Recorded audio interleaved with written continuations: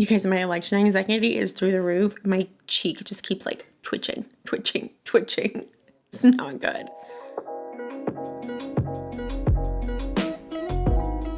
Hello and welcome to today's video. I'm Ashley and today we're gonna do a get ready with me Q&A. Our little YouTube family over the weekend grew to over 1,000 subscribers, which is like, oh my gosh, so exciting. I have to give a huge shout out to the beautiful Kate the Great Beauty who shouted me out on her Instagram. I am such a fan of her live streams. If you're not familiar with Kate or have never seen any of her live streams, you are missing out. It is just like, oh my gosh, it's the perfect hangout for an introvert who also loves makeup. So honestly, I was like starstruck when she called me, and I quote, a delight. I'm still like on cloud 9 from that. So I'm gonna try not to like geek out yet again over it.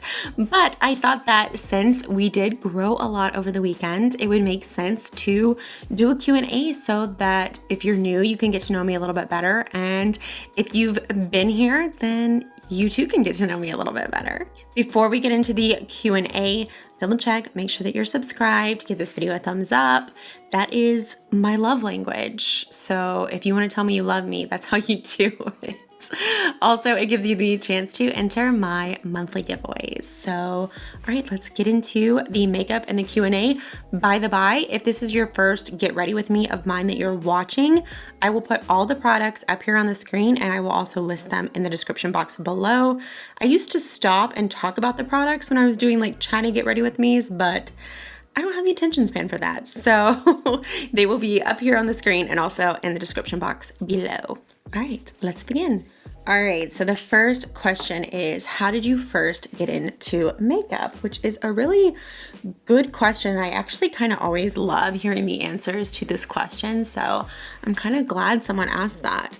I grew up in a really, really tiny town in the mountains of North Carolina. So my only like makeup options when I was in high school and first started wearing makeup were drugstore makeup from like, there used to be this drugstore called Eckerd and also we had a Walgreens. So that was like all I really knew of makeup. And I wasn't like super into makeup in high school. Like I liked getting my makeup done for prom and things like that, but I wasn't like really super into it. And then my freshman year of college, one of my good friends actually took me, she was from a bigger city, so she had seen some things that I had never seen.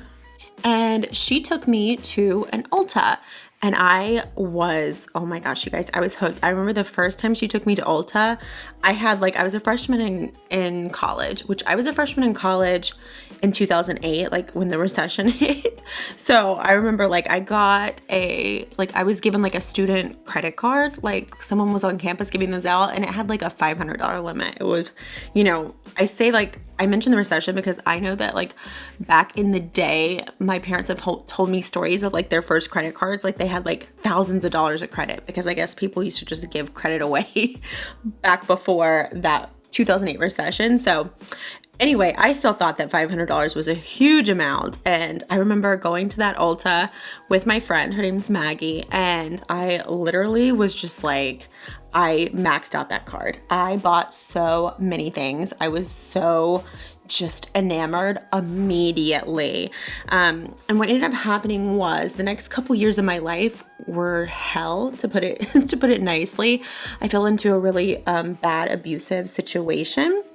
And so honestly, like makeup was the one thing that I would just like, while I was in that situation and once I got out, I would literally like just sit there for hours and play with my makeup. Like I would do my makeup, take it off, try something else. I loved it so much. It was a time for me to sit down and just kind of gather my thoughts and think and just have time for me. I've mentioned this in a video before, but makeup for me has always been about myself. It's never, and I think most women could attest to this, I have never in my life done my makeup with the thought of like, well, maybe if I was going on a date, but like really my makeup is like, for me, it's about me feeling good and what I think I like and what is going to look good on me. I've really never sat there and thought, well, what would this person like me to look like? Or what would this person like? Like it's really always been something in my life that's all about me. And honestly, like, it's one of the very few things that's like that for me, because I am, let me just say this, I am that person that like is always like taking care of other people. I'm sure that most of us have someone in our life that is that way, or we are that person ourselves. Like in my case, I'm the one that like everyone in my life comes to me for advice. If we're like at a family dinner or it's Thanksgiving, Christmas, any kind of family dinner, I'm the one that's like making sure everyone's sitting down and fed and has everything they need. And that's just always kind of been my personality and just who I am innately. I like harmony. I'm a very harmony driven person.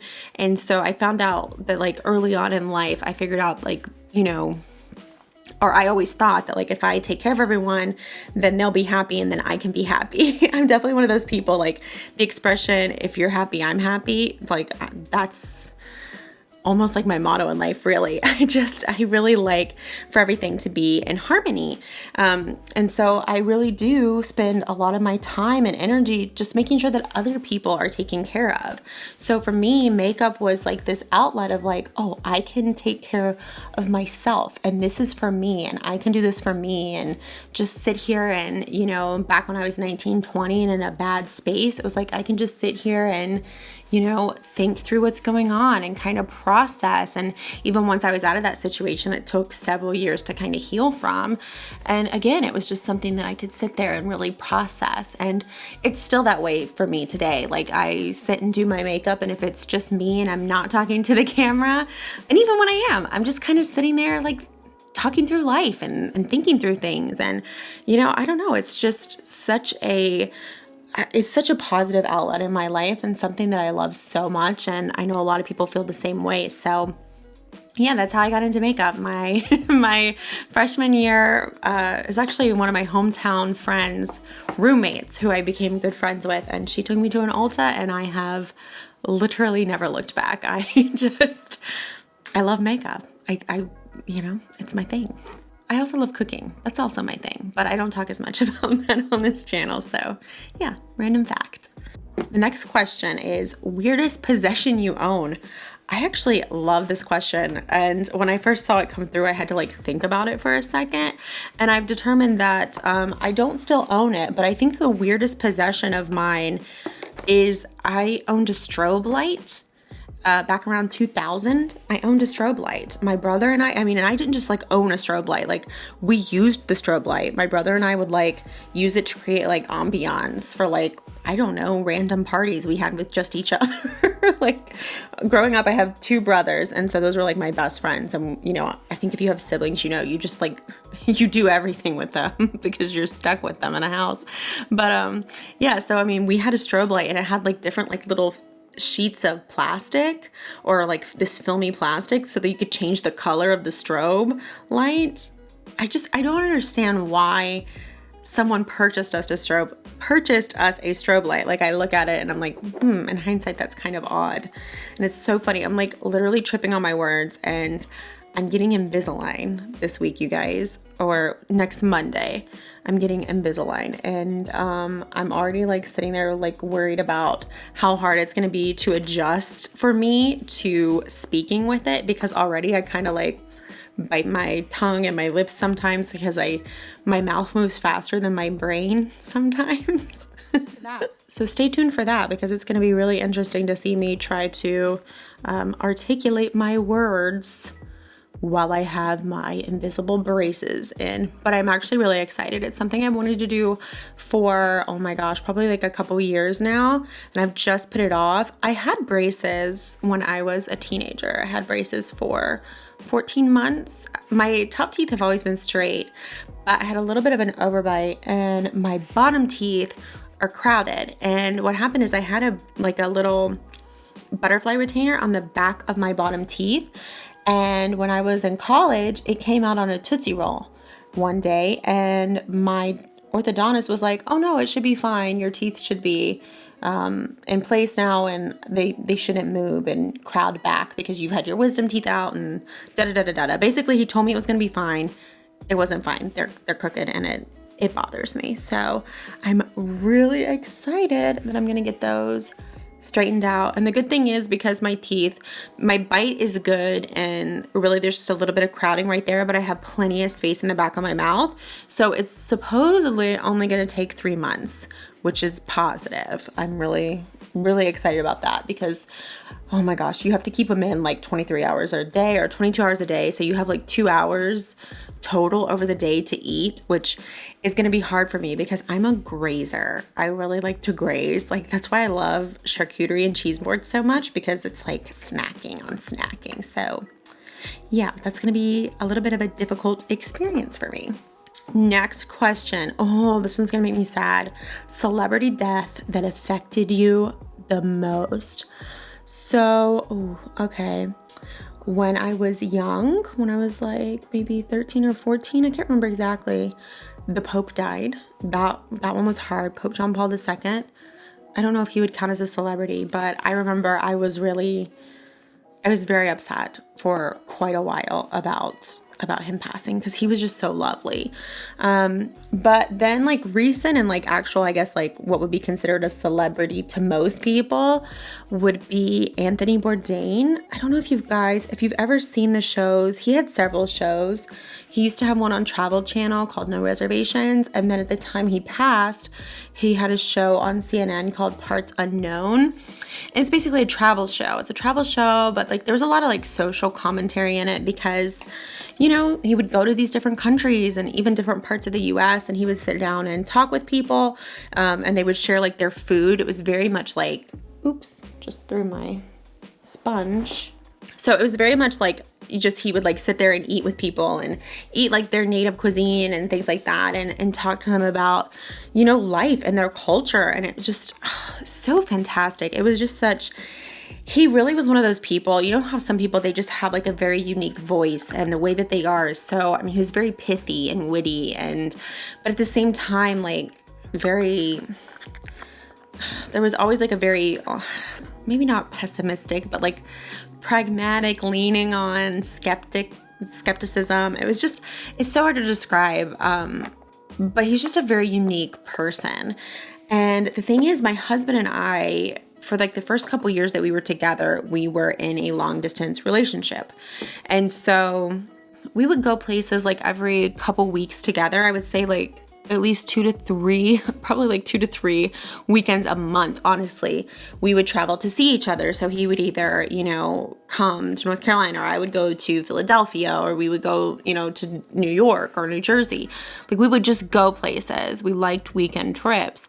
And what would inevitably like always happen is on Sunday evenings, we would just be like hanging out, relaxing in a hotel room wherever we were, watching Anthony Bourdain, Parts Unknown. And it was just such a great way. I don't know, it was like a good conversation starter and a good like just way for us to chill and relax. And it just became kind of part of our routine. And, you know, especially when you have like a long distance relationship, having a routine is like, I mean, you know, anything you can have that's routine like in a long distance relationship is really awesome, because, you know, it's not like you're in a position to see each other every day. So anything that makes it feel like you have, you know, a routine is very comforting. And so that was just something we always did together. I can remember so many, I mean, just there's this one specific hotel we would always go to in Philly. I can remember so many specific like episodes of us watching that, like sitting there in this hotel in Philly on a Sunday evening, eating whatever takeout we had gotten. And so when he passed, it was really hard for me, just because of the manner that he passed away in. It made me feel like really kind of sad that, you know, this person didn't realize how needed they were in this world and how special they were to people. Like, you know, how like he was a part of like my weekly routine. He was somebody that, you know, I really connected with and felt like he connected me, you know, to different cultures and different parts of the world. And I just felt like he gave so much to this world. And it was kind of heartbreaking to me that, you know, he would, that wouldn't be enough to help him, you know, be able to stay here. So that just really like, oh my God, I have to pick a happy question next, because that just has like broken my heart. But that is a really good question. It was a really good question. All right, so, okay, let's see. You said you love shopping. What's your favorite mall? This is a good one. I do love shopping. It's a tie. In the continental US, my favorite mall is Short Hills Mall. It's in New Jersey. Oh my God, that mall is so good. It's like, the mall's fancy. It is a fancy mall. Oh, I love that mall. But not in the continental US. It would have to be Plaza Las Americas in San Juan. Oh my God, it is the largest mall in the Caribbean and it is amazing. Like, it's so nice. Like, even the JC Penney there is nice. Like, JC Penney's not normally that nice here anymore, but the one in Plaza Las Americas, super nice. It's just, it's amazing. I love that mall. So those are my top two malls. Definitely go check them out if you ever get a chance. If we ever get out of this and we get to go to malls again, go there. Also, our mall here in Delaware is really nice, just as a side note. And there's no sales tax, so visit Delaware. I'm doing my part to talk up Delaware. What is one thing you wish someone had told you growing up? Oh, this is a good one. So my parents gave me tons of advice growing up, and there's some good nuggets. I'll share those in a minute, but I would say the one thing that no one really talked to me about that I wish they would have been what's called a fixed mindset versus a growth mindset. I kind of wish someone would have, talked to me about that growing up. So basically there's this theory that if there's two types of like mindsets in the world, there's a fixed mindset or a growth mindset. And a fixed mindset is this idea that you're born with all the talent you'll ever have, and that's it. So basically this idea that, if you're smart, you're smart. And if you're not, you're not. And if you're good at, makeup, then you're good at makeup. But if you're not, then you're just not. This kind of idea that, you're born with all the talent you're going to have, and that's basically it. And I definitely kind of had that, for sure. I definitely had that mindset growing up. I was intelligent. I was very intelligent for my age. I was always like ahead of my grade level in reading. I just was always smart. And so people would always tell me how smart I was. And that kind of made me think, well, I'm smart. And then if I don't immediately get something or understand something, or I'm not immediately good at something, then it's just because I'm not good at it, and oh well, that's it.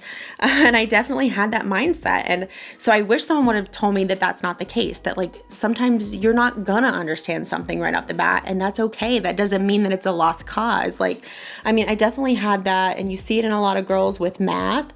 Like, I for years just was like, oh, I'm bad at math. Like, I'm just not good at math. But really it was that I didn't like math as much as I liked other subjects. So I didn't study it as much. And I didn't have, actually looking back, I didn't have as strong of teachers in math. So I think that was part of it too. It wasn't just that, oh, I was born bad at math. It's that I just didn't practice math as much. It didn't come as naturally to me, and that's okay. You can learn new things. You can grow. So that's fixed mindset versus growth mindset.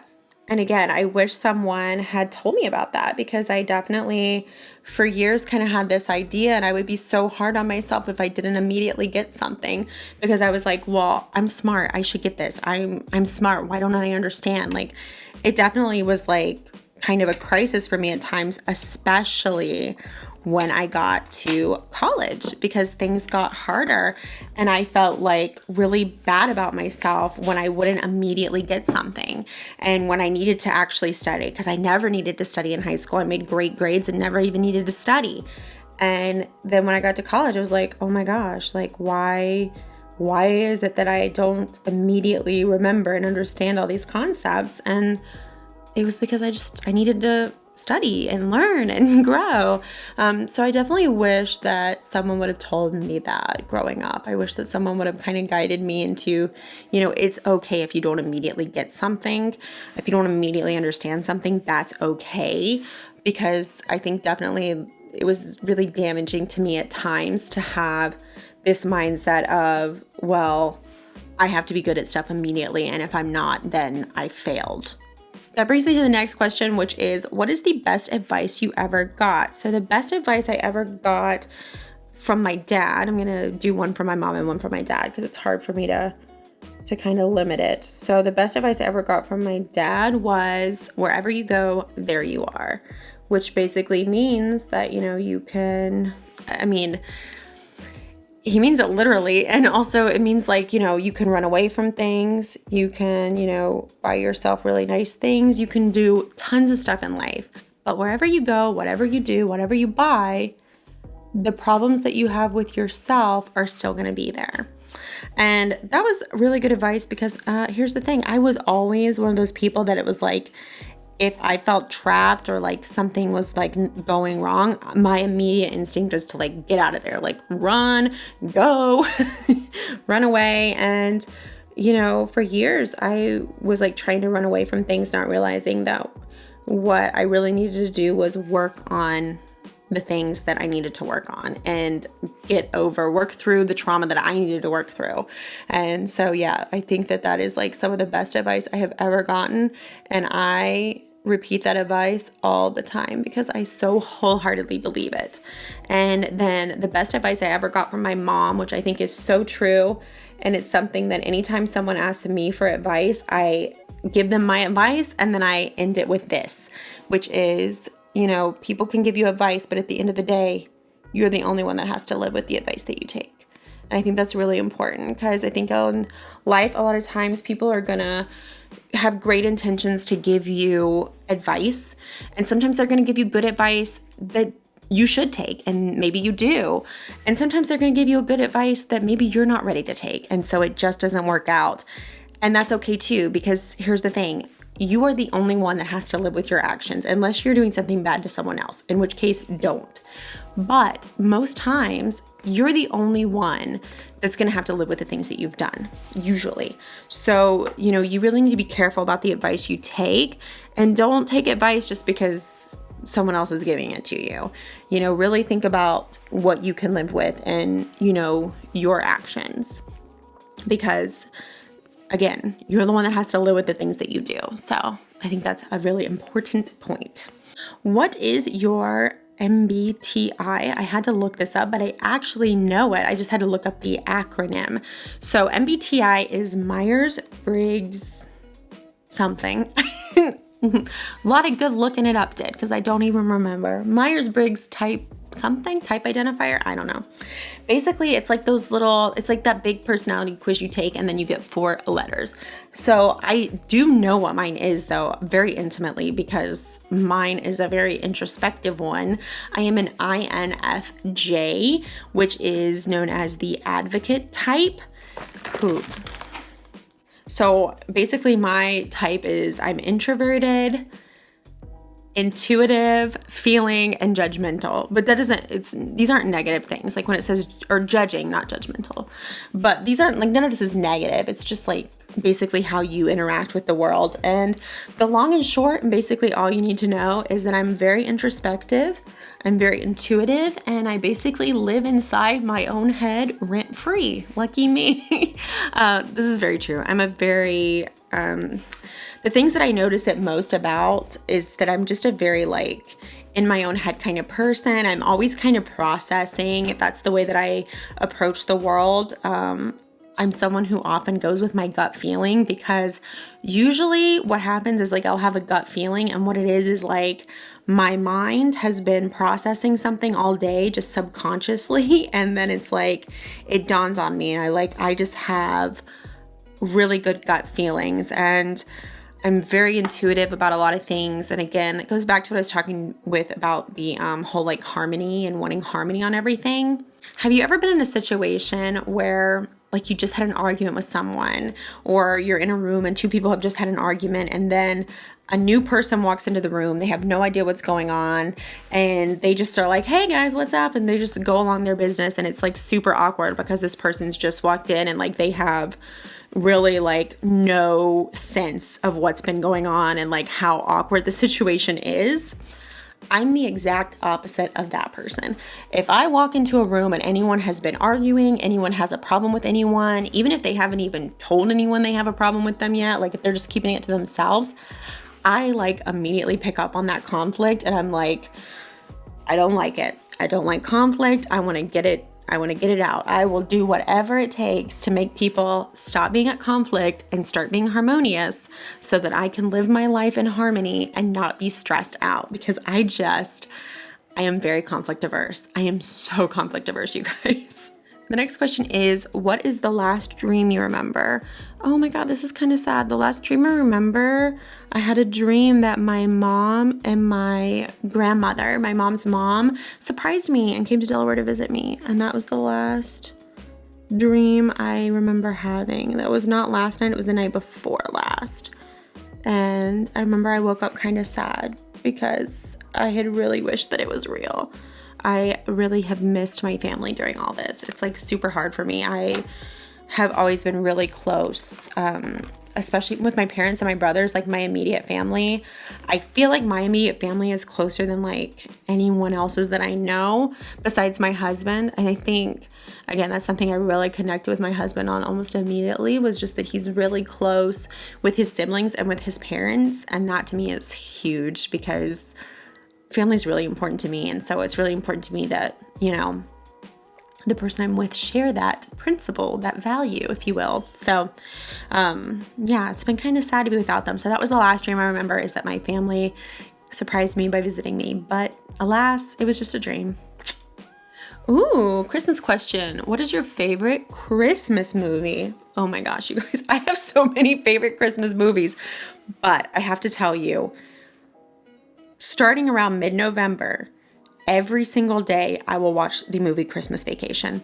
I'm not joking. I'm not even kidding. I get how embarrassing that is. I don't care. I absolutely freaking love the movie Christmas Vacation.